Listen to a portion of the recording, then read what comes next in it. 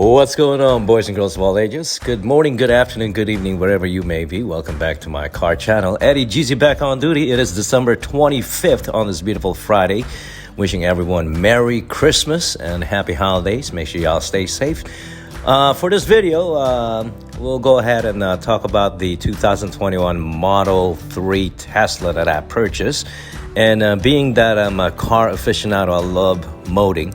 My very first mode is right here, the duckbill spoiler that I purchased off eBay for $120, believe it or not. I mean, it's a black gloss, and that's what it looks like.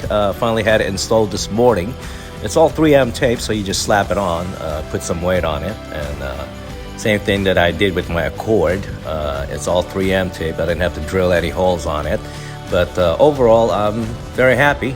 I think the duckbill came out just fine and adds a whole lot more character to the rear end of the Tesla.